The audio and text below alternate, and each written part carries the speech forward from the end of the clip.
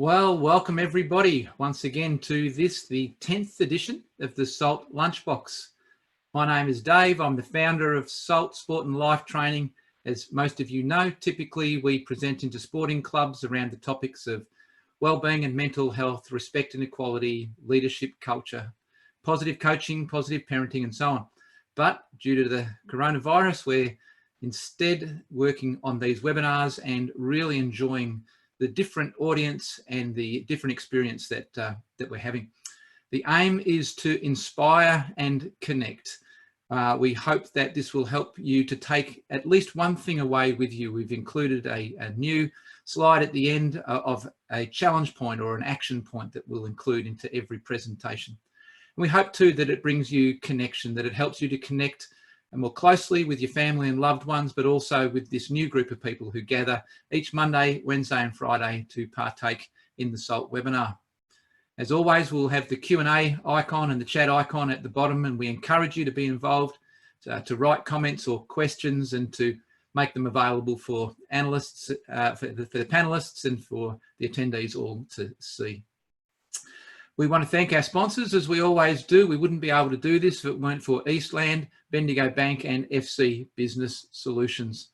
For those who listened on Wednesday, you might have thought it was a bit of an advertorial because we spoke so much about Bendigo Bank and Eastland and how terrific they are as organisations, as well as the fact that they do sponsor these webinars. But I also just want to give credit to FC Business Solutions. All the slides that you see, all the social media postings that we put up, our website, these are all done by FC, who have been partnering with us for a couple of years and always ask for nothing in return. They coach us in how to be better in business. And so to Karina and Alex and the whole team out there, we give a big shout out and we say thank you. Today, we're going to have Edwina, passionate student of positive psychology and the building of communities of wellbeing around Maroondah. She's going to take us on a journey of discovery in regard to our own strengths. And she'll link us back to the session that we had on values on Wednesday and talk about why a strengths-based approach at home and at work is the key to bringing out the best in ourselves and others. So welcome, Edwina. Thanks, Dave. Hopefully you can all see my screen. You're right, Dave, you can see it. I can see the beautiful dress that you're wearing. That's your strengths dress. People are looking at that thinking, Dave and Edwina, are you all there? And you perhaps can see the spelling mistake. It was on purpose, and it was to highlight to everyone that often when we're thinking around what's, around people, what people's attributes are, sometimes we do focus on weaknesses. I guess today really want to talk about how, particularly in business, we can understand the strengths of particularly ourselves and the strengths of those around us. I just wanted to talk briefly about the foundation of the science that really has underpinned the work that we've been tracking through in these 10 sessions. And it's the work of positive psychology, grounded science. And it came about because Martin Seligman, who's known to be the father of positive psychology, when he was the president of the American Psych Association, said, traditional psychology has done really well in fixing the problems, but we do need to know how people can thrive. And so positive psychology is this science of the tools, the language, the processes, and particularly a way of being that builds resilience, builds well-being, and enables people to thrive. So that's really what we're hoping to do, to be able to provide some of those tools so that when adversity strikes, we've got the opportunity to come through in a resilient way. So on Wednesday, we talked about values, and Dave and I talked about our journey of finding our own values. And I thought this diagram really sort of showed as a little bit of a summary that underneath the surface are these values and beliefs. And it's really important that we understand what they are, and we do an exploration. But today we're talking about attitudes and actions. And they're the things that people see. They're the things that people judge us by. And understanding what we're good at, particularly our personality traits of what drives our behaviours, is a really critical thing. It's critical in workplaces, it's critical in homes, and it's critical in the community. So what are your superpowers? And I hope that we can, in our discussions, David and Lane and I, in our discussions, we've had some fun talking through our strengths and having a bit of a laugh at perhaps some of the similarities and some of the differences. But strengths are not, they are not what you are, but they are what you do. And so how sometimes we perhaps don't understand some of the behaviours, and we're sort of wondering, well, why did we do that? But when we look at our strengths, we can understand it. And it really comes, it's thoughts, it's feelings, and it's actions. I think a really great example, and I know we are sometimes a little sport and education focused, but we, you know, the businesses can learn. This book was written for business, about leadership, but about the All Blacks and what we can learn. And their first chapter in the book is about character. And the mantra that comes from that character was sweep the sheds. And what they mean by that, never be too big to do the small things that need to be done. And I think we talked the other day about, you know, our actions when no one's watching, that's our character.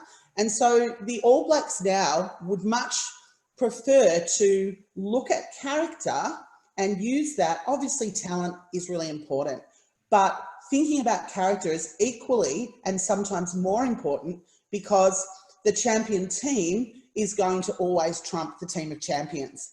And I know Google did a study called Aristotle, where they were trying to look for what was it that brought, you know, their teams together, and it was the character pieces and the social cohesion. It had nothing to do with individual talents. So what are our strengths? Now, I love this definition. It comes in 3 parts, and it makes up what our 3 sort of takeaway messages are. Strengths are patterns of thinking, feeling, and behaving. And that's sort of the brainy bit. You know, when neurons fire together, they wire together. I guess it's thinking around, when I'm writing, I might be left-handed or right-handed.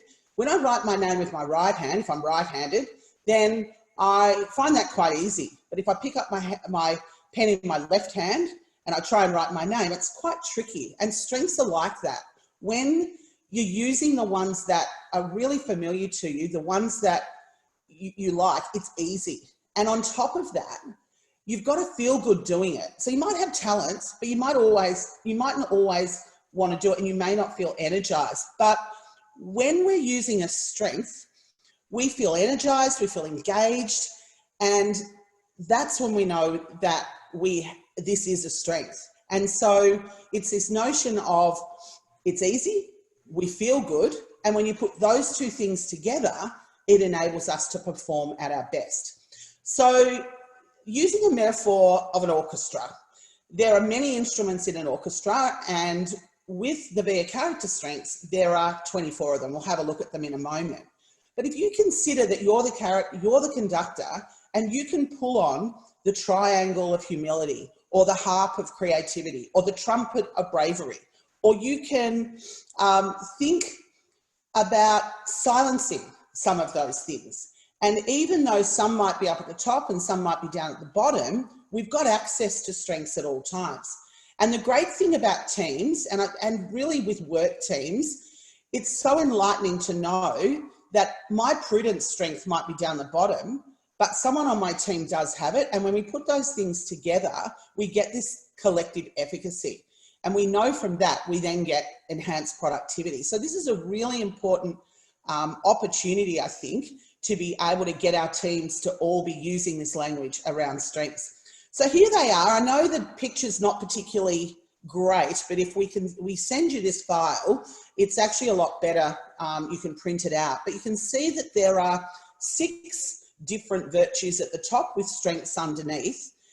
And I guess if you haven't had a chance to do the VIA character strength survey, then what I suggest is you have a look at these, maybe try and pick 5, see which resonates, maybe even thinking about your family members, picking some for them and having a bit of a comparison. Our family, we all did this together. My middle daughter had humour as number 1. And we all laughed. She knew that that was her strength. We weren't so sure, but it was a really lovely way as a family to talk. Equally in our workplace, we've loved to be able to talk about strengths and spot strengths, to be able to say, you know, John, it's so great working in your team. I know teamwork is one of your strengths, and you really enable us to flourish as a team. So it's just a really great conversation to have. So this I wanted to show you is a cultural piece for workplaces. It's an app called ShareTree, which enables you to look at strengths and share them between your team. There's a website there, it's free. Hop in and have a look. They've got, at the time of the COVID, you know, at this time, this cultural survey that you can use with your teams. But it's just a really lovely way to build connection and communication within teams. So what are our superpowers? I'll hand over to you now, Dave. Let's explore and find out a little bit more.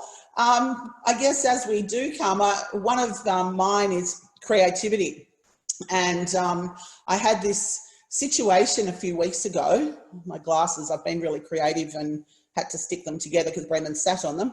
I had a situation where I felt really depleted and I couldn't work out what it was. I had this mundane task to do.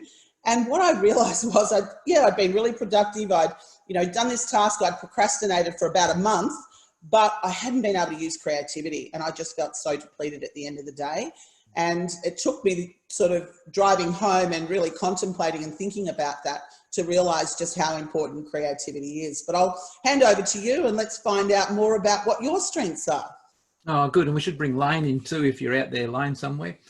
Well, I did the strengths inventory just a couple of days ago, and it actually was slightly different to when I last did it in 2017. But the number one that came out was honesty. And I was a little bit surprised about that. But when I think back to how we started SALT, it was to have those honest conversations in clubs about who we can be. So I actually find that when I'm having a really honest conversation with someone and we've gone a little bit deeper than perhaps a superficial one, or we feel like we're exchanging really important information with each other, I'm probably at my happiest. So that's my number one. Yeah. What about you, Lane? I think, a little bit similar to yourself. Creativity is right up there for me. But it's also, it's a double-edged sword, some of these strengths, isn't it? Because I love creativity, but a lot of people say, will you stop changing your programs? Will you stop redesigning your material? Will you stop exploring research? Will you just slow down because you're always wanting to find that next thing and create that next thing? So creativity is a great passion of mine. But also on the flip side, I can be a little bit over creative, and that can be really frustrating for people. Yeah, I agree. I think what I've, have found at times, I had a boss that said, oh, Edwina, your creativity and innovation is just up here. And, we've got to have all sorts on teams, and sometimes, you've got to bring everyone along with you. People are sort of trying to catch up with the idea that you've had and you're on to the next idea. And I think James pointed out in the chat that the overuse of our strength can be a weakness. I think for me, when you look at your strengths, and Dave and I were having a bit of a laugh about, we might have self-regulation down the bottom, no surprise. And we do tend to look at those bottom strengths, but I've found that they've given me the most lessons in my life. I guess not that I see them as weaknesses. I just see, okay, so I'm not using these as much. Here's an opportunity for me to learn from these strengths. Because I'm not using them, there's something missing. So it's just looking, I think choosing a couple and going, actually, I think I might use this and see how it works. Or when you're in particularly work teams, if someone's got something that you don't have, just having a chat. Someone that's got self-regulation at number one is fascinating to talk to. And there's a really interesting strength, particularly the strength of judgment, because it's always like, oh, yeah, so you're really judgy. And I noticed, Lane, you had that in your top 5, but I found that to be incredibly awesome. I have a wonderful colleague, Adam Cooper, works at Youth Services at Maroondah Council, and he has some really great strengths that complement mine. We're so different and we probably frustrate the heck out of one another often, but because we work really well together, because he's able to support me knowing that they're not my top strengths. Yeah. Adam says nothing wrong with judgment, he's listening. So there you go, our powers combined. And Tiff actually said that honesty is definitely a two-edged sword. And I want to pick up on this theme that you've made and James has made about the idea that sometimes our greatest strength can also have a shadow side or be a weakness. And I know in starting Salt, I was, a creative person and an honest person and whatever, but I know that every person that I would meet, I would gush all over them about Salt, and often they would say, "Oh, I'd love to be involved and I could do this." And in my mind, I was thinking, yeah, they could, and it'd be great to have them. And so rather than having that kind of prudence or self-control and just thinking I'll put that in the back of my mind, I would kind of go, yeah, and you could do this and you could do that. And I wasn't really thinking it through. I was just kind of pouring out what was in my heart. And then later on, I'd sometimes have set that person up to feel really bad because there really wasn't scope to do the things that we talked about. But I was just too honest about how I was feeling at the moment. So talk to me a little bit, and Lane, you could speak to this too, about just that shadow side of sometimes overusing our strengths to the extent that, we become too dependent on them. We can offend people or do things poorly. Yeah, there's some interesting theory around that, and I think MBTI is a really good one when you look at personality and you see how personality begins to shift under pressure. And oftentimes, what I found is my shadow side comes out when I'm starting to get under pressure, or I'm starting to feel like I'm stressed. And so I'm normally, say for example, a lovable person. That is one of my top 5. But then when I get into conflict or when I get into pressure or get under stress, I find less of that is emerging, and I tend to become a lot more cold and a lot more clinical in terms of my approach. So sometimes I think when we find ourselves in tough situations, instead of going to those strengths and actually using those strengths for good and to actually help to navigate that situation, we can find that we go to strengths which might be like writing our signature with our left hand. It's a bit more clunky and we don't quite get the outcome that we're looking for. Yeah, I was going to share an example where sort of having a tricky situation and then going to my strengths. So it was to do with a work colleague, and it was a person that was a little bit further up the tree. And so there was not quite sure how to resolve. And I decided to choose gratitude. And I took the opportunity to give this person something in response to something that it was a combined project that this person had done and done just so well. And it just broke down any resentment I had. And I think when we talked about gratitude, we talked about that, how gratitude and resentment cannot coexist. And it really just took away some of that stuff. But it was knowing that it was sort of, really it is like a superpower. You just sort of know, you know what, if I do this, then I think this might help. But I could not have imagined how powerful that was. And I think that's why these are truly superpowers, if we can use them, but use them wisely. And in our chat, someone mentioned Clifton Strength Finders. They're really great workplace ones. Don Clifton, amazing. And that's the quote that we've got at the end. But he, looking at whether people are connectors or facilitators or organisers, it's another great way to be able to look at teams, because the whole is greater than the sum of the parts. And, we want greater productivity. We want greater engagement in our workplaces. And look, in all my reading on strengths, it's even CEOs of massive companies have been working, doing leadership training and all this, fandangled PD.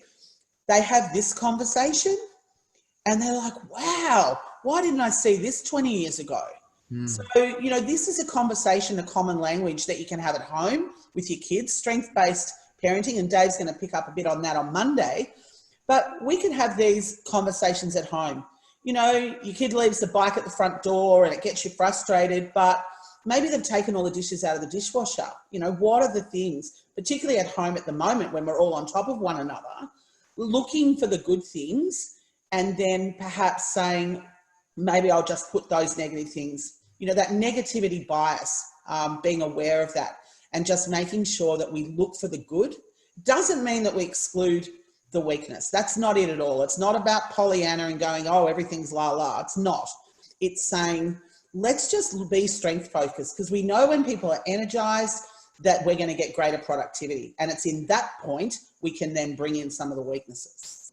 But let me ask you a question, Ed. Is it possible that we start to think about these strengths, but that we use them as an excuse? For instance, I don't want to unstack the dishwasher. That's not in my area of strength. It doesn't give me energy, so I'll just keep doing what I want to do. Can we overuse that as an example? That's a task, Dave, and I guess it's a bit like my procrastination and doing that. Sometimes you just got to tough it out, and you've got to reach down to the perseverance at the bottom of the list and go, you know what, Edwina, suck it up. This thing's got to happen. You've got to do this task, and if you are depleted at the end of the day, so be it. Get home and be a little creative and energize yourself that way. So, you know, that's where we pull self-regulation a little bit further up.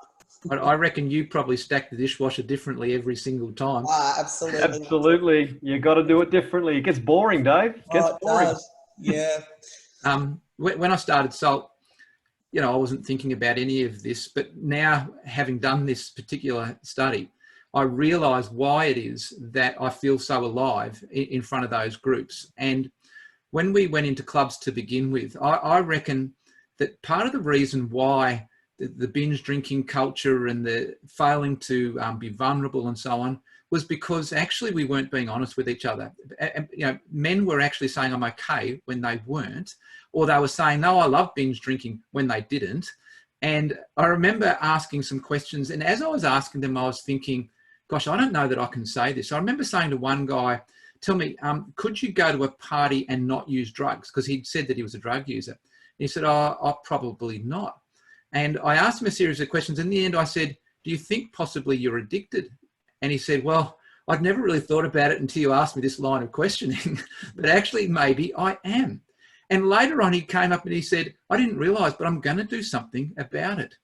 And there was another example where I just said to this group of under 19 players that if you suspect that somebody might be suicidal, you actually need to ask the question.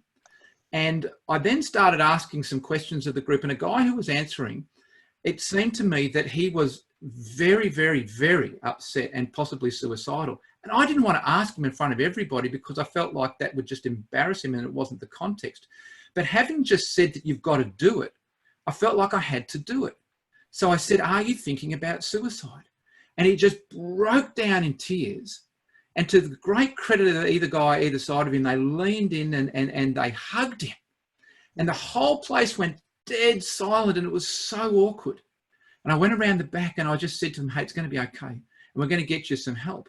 And then I came out the front. I said, hand up if you're feeling really awkward right now. And every single guy put their hand up. I said, put your hands down. I said, hand up if you think I shouldn't have said that. And about one or two guys put their hands up because they felt like it was wrong to be this, I guess, honest. But afterwards we spoke to him. He had a time frame, he had a plan. This young man was suicidal and we were able to get him help. And so I think sometimes backing our strengths is going to feel uncomfortable for others. And sometimes we're going to get it wrong, we're going to overuse it. But on that particular occasion, it was the right time to go to that degree of honesty. And yeah, and I think, Dave, that's when, you know, when we're looking at the brain, there's a prefrontal cortex for sort of the logical thinking. Then there's the neocortex, which is our feeling, and that's in our heart. This is heart-centric. And I think it is, you know, Adam reminded me in the chat that the combination of strengths, making sure that we think about them as a combination, not just as isolated strengths, and using them together. I think that's really important. And thinking just around all of them and knowing that we have access to them at any time and awareness. And look, they will change. This is the great thing about them. They're not fixed. They're this malleable thing that, depending on our life events, we're going to have to draw on them. But knowing that they're there and what they are, it's a common language, and it's a common language we can speak everywhere. And I guess I have a real passion for getting this language out into business. You know, the work I do through the Maroondah Business Group, we work with strengths and, you know, just looking at, I guess, the things like ShareTree that are enablers, enable you to send a leaf of gratitude to somebody and recognize their strengths. But it's having that discipline. And I think, you know, it comes back to the high quality connections and relationships. What if every morning we, you know, got on our email and for 2 minutes spotted someone's strength and told them? You know, it's gratitude at the end of the day. Can I tell you a little story about that? Have we got time, Dave? Yeah, look, we've probably got time for one more. Okay, so I just want to tell you a story about a coach in the US. His name's Anton Durant, and for those who are interested, you'll find him on a website called What Drives Winning. He's the winningest female college soccer coach in the country. He's won 22 out of 24 championship games, which is for the national title. And when asked how he does this, he said, the way that I do it is before every national title game, he said, I spend all night and I write a letter to my teams, individuals in my team. I handwrite a letter to every single individual and I tell them what I love about them and what I appreciate about them. And I slide it under the door. And the morning of the championship game, every girl opens up their eyes and reads a letter from me that tells them what strengths they have and how I've noticed them and what I appreciate about them. And he said it lifts performance to a whole new level. Every girl goes out there to play for not only themselves, but for me and for each other. This is what happens when we capitalize on strengths and when we recognize strengths in people. They lift to another level and they start to work within that strength base to get the best out of themselves. Right. I don't know about you, Dave, but I got goosebumps when Lane said that. Just that whole, the time it takes, but just so wonderful. And I think that's where leaders can make a big difference in teams. Just that card, you know, at Christmas time, even if it's only once a year, writing that card. I had a wonderful assistant principal once that used to write a personal card to everyone, and I kept them. It was just so lovely. And even the handwritten element too, because we don't do that often enough. I think that's just absolutely fabulous. Well, I'm going to have to bring it to an end. I had a whole bunch of questions I wanted to ask, and that was a great example, Lane. Again, when we go into clubs and talk to young men and we ask them what they're like when they're at their best, they find it very, very difficult to answer that question. They'll say, oh, I'm pretty chilled, or, you know, I'm pretty good at basketball, or whatever it is. And later when we start talking about some of these strengths and I say, hand up if you've got these strengths, they start putting their hand up. And I said, but why couldn't you tell us earlier? When I asked you what you were like, none of you said courage or sacrifice or commitment or discipline or all these wonderful things, but they've actually got them. So Ed, I'm grateful to you for today, for just helping us to start getting that into our language, and we'll build upon that when we do the positive sports parenting and the positive parenting. It's positive parenting in general. On Monday, we'll have Anthony Phillips with us again. There's just some wonderful principles that are building over the last couple of weeks that we'll talk about when we talk about bringing up our kids. So I'll share my screen now and just talk about what we're doing. Can you see that okay? That's our 3 takeaways. Is that clear? Yep. Strengths are patterns of thinking, feeling, or behavior. Strengths excite, engage, and energize. Strengths allow you to perform at your best. So thank you for that, Ed. Hang on, bear with me. Call to action, we're going to include every week. So if you go onto the VIA Strengths Survey, you can see the website there. It only takes about 5 minutes to order your strengths from 1 to 24. Number 2, think of a time in the last week that you've used one of your top 5 strengths, and how did it excite or engage or energize you? And then if you want to have further follow-up, watch on YouTube, The Science of Character. This is a fantastic video. It's quite short, but it'll really excite you about this whole topic. Team First Parenting. We've got an hour course on POS parenting, an hour course on POS coaching, and I'm going to be picking the mountaintops out of that and just speaking for 10 minutes on this topic. It's a topic I'm passionate about. You know, I've never really met a bad kid. Most kids want to do the best that they can, but sometimes they're not in an environment that's conducive to that. So we'll be talking about that. Once again, thank you to our fantastic partners. If you don't get a chance to be live as you have today, or you want to catch up, that's the way to do it. Go to our website or go to our Facebook site to link into the YouTube. And lastly, there's our Lifeline number for anybody. Again, we mentioned that if you're feeling down and you need some encouragement. we want to thank you very much. And we thank Ed for today. We thank Lane. We thank you for joining in. And we hope to see you again on Monday. Bye for now.